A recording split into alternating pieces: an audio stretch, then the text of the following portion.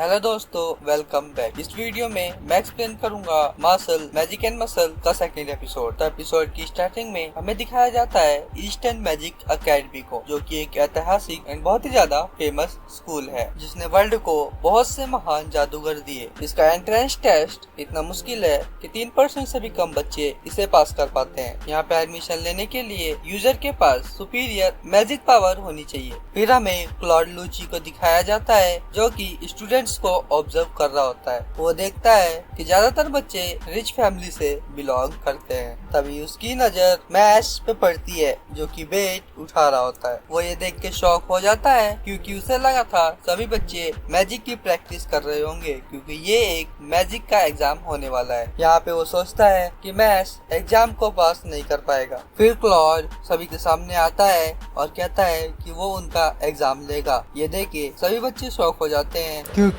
Claude आने वाले 7 महान जादूगरों में से एक था। उनकी एज में ज्यादा डिफरेंस नहीं था और उसने बहुत सारे पावरफुल स्पेल्स मास्टर कर रखे थे। ये सब देख के क्लॉड लूची खुश हो रहा होता है और फिर वो अपने मैजिक से वहाँ पे डेस्क क्रिएट करता है जिसे देख के सब शॉक हो जाते हैं। लेकिन मैश कहता है कि वो ये प्रिपरेशंस उनके आने से पहले भी कर सकता था। टेस्ट स्टार्ट होता है और सभी बच्चे क्वेश्चन को देख के शॉक हो जाते हैं क्योंकि क्वेश्चंस पेपर पे किसी वर्म की तरह फिर रहे होते हैं। फिर हमें रैग्रो और ब्रैड को दिखाया जाता है जो कि ये सोचते हैं कि मैश इससे पास नहीं कर पाएगा। फिर मैश को दिखाया जाता है जो कि क्वेश्चन से कहता है कि रुक जाओ, लेकिन क्वेश्चन नहीं रुकते हैं। अपनी कलम तोड़ देता है और कहता है कि रुक जाओ, मैं दोबारा नहीं पूछूंगा। ये देख के क्वेश्चन की फट जाती है और वो अपने आप ही ऑर्डर में आ जाते हैं और मैश इजीली टेस्ट को पास कर लेता है। फिर मैश एक पत्थर को हवा में लेविटेट करता है पर असल में उसने पत्थर को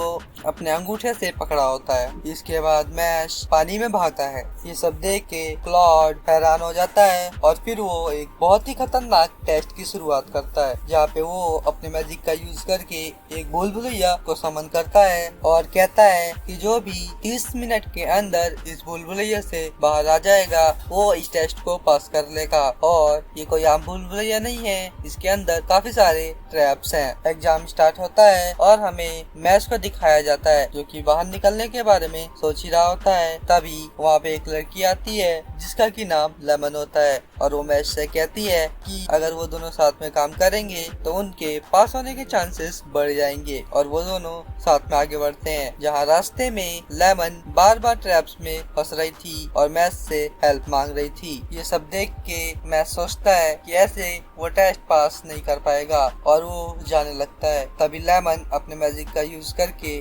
मैश को बेड़ियों में बांध देती है और कहती है कि वो उसे आगे नहीं जाने दे सकती, इसके लिए उसके पास एक रीजन है। फिर मैश अपने आप को फ्री कर लेता है और कहता है कि उसके पास भी इस टेस्ट को पास करने का एक रीजन है और वो वहाँ से भाग जाता है जिसे देख के लेमन शॉक हो जाती है। तभी लेमन के पीछे एक स्टैचू अपीयर होती है और वो आते के साथ ही लेमन से एक पहेली पूछता है कि ऐसा कौन सा क्रिएचर है जिसके सुबह 4 पैर होते हैं, दोपहर को 2 और शाम के टाइम पे 4 पैर होते हैं। लेमन यहाँ पे अपने मैजिक से उस पर अटैक करने की सोचती है लेकिन तभी वो उस पर अटैक करता है और उसकी छड़ी दूर फेंक देता है। लेमन यहाँ पे आंसर सोच रही होती है तभी वो कहता है टाइप अप और वो उस पे अटैक करने वाला ही होता है। तभी वहाँ पे मैश आ जाता है और उसके मुंह पे एक मुक्का मारता है जिससे वो वही ढेर हो जाता है और कहता है कि ऐसी कोई चीज एग्जिस्ट ही नहीं करती। तभी लेमन कहती है मुझे नहीं लगता कि हम टाइम पे यहाँ से बाहर निकल पाएंगे। फिर मैश कहता है कि तुम्हें क्या लगता है कि मैं इतनी जल्दी यहाँ पे वापस कैसे आ गया। फिर अगले सीन में हमें बाकी स्टूडेंट्स को दिखाया जाता है जो कि टेस्ट को पास कर चुके थे। क्लॉड लूची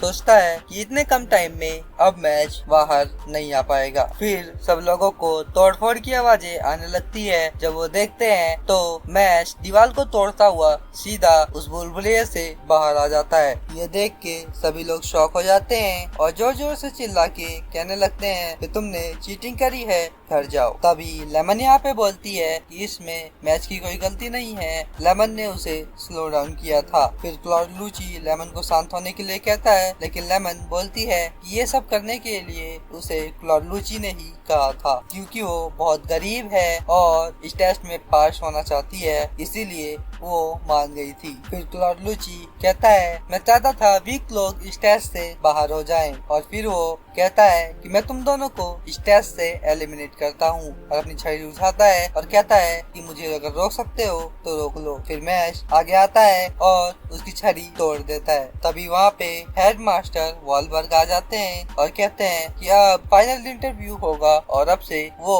इस टेस्ट के इंचार्ज है, और वो क्लॉड लूची से कहते हैं कि वो उन्हें उनके ऑफिस में देखेंगे। फिर वो इंटरव्यू के लिए मैश को एक हॉल में टेलीपोर्ट कर देते हैं जहाँ पे काफी सारे टीचर बैठे होते हैं और उनके साथ ही हेडमास्टर वॉलबर्ग भी। फिर वॉलबर्ग मैश से पूछते हैं वो इस स्कूल में एडमिशन क्यों लेना चाहता है। फिर मैश कहता है क्योंकि वो अपनी फैमिली के साथ शांति से रहना चाहता है। ये सुन के सभी टीचर कहते हैं कि ये कैसा आंसर है, लेकिन वॉलबर्ग कुछ नहीं कहता। और फिर वो मैश से पूछता है क्या ये सच है उसने लेमन की हेल्प करी थी जब उसने उसे धोखा दिया था। मैश कहता है हाँ। फिर हेडमास्टर वॉलबर्ग कहते हैं कि इस दुनिया में बहुत सारे ऐसे लोग हैं जो कि उससे ज्यादा स्ट्रॉन्ग है, अगर तुम्हारा सामना मेरे साथ होता तो तुम क्या करते। इतना कह के वो अपने मैजिक का यूज करते हैं जिसे देख के बाकी टीचर्स भी शॉक हो जाते हैं। वो मैजिक वाकई बहुत ही ज्यादा स्ट्रॉन्ग होता है। फिर वो कहते हैं कि ये कोई आम मैजिक नहीं है, इस मैजिक से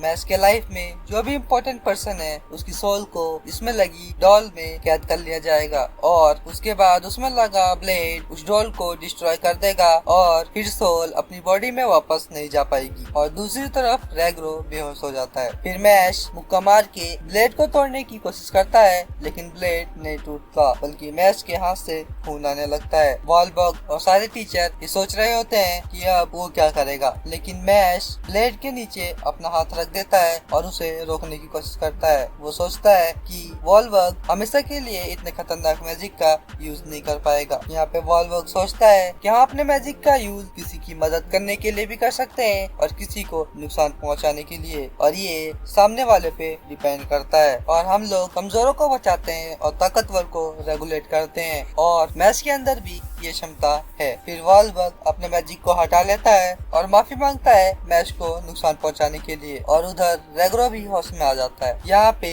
मैश कहता है कि उसका सामना अगर वॉलबर्ग से होता तो वो उसे अपने एक मुक्के से सुला देता। ये सुन के बाकी के सभी टीचर गुस्सा करते हैं, लेकिन वॉलबर्ग खुश होता है। उसे आंसर काफी पसंद आता है और कहता है कि एकेडमी में तुम्हारा स्वागत है। फिर हमें मैश की पहली क्लास दिखाई जाती है जहाँ पे टीचर उन्हें मैजिक से लॉक को खोलना सिखा रही। फिर यहाँ पे मैश लॉक को हाथ से खींच के तोड़ देता है। टीचर मैश पे गुस्सा करती है और कहती है कि उसे यहाँ पे मैजिक यूज करना था। तभी वहाँ पे मैश के बगल में एक लड़का बैठा होता है जिसका की नाम फिन होता है। वो सोचता है कि ये बंदा कितना अजीब है और इसके बगल में बैठना रिस्की हो सकता है। फिर क्लास के बाद हमें फिन को दिखाया जाता है जो कि अपना रूम ढूंढ रहा होता है, लेकिन जब वो अपने रूम पे पहुंचता है तो देखता है कि उसके रूम का डोर ही नहीं है। तभी उसके पीछे मैश आता है और मैश ने अपने हाथ में दरवाजा पकड़ा होता है। यहाँ दोनों अपने आप को इंट्रोड्यूस करते हैं और फिन कहता है कि तुम्हें अगर किसी चीज की जरूरत पड़े तो तुम मुझसे कुछ भी पूछ सकते हो। यहाँ पे मैश फिर से पूछता है कि डिवाइन विजनरी कैसे बनते हैं। फिन कहता है उसके लिए उसे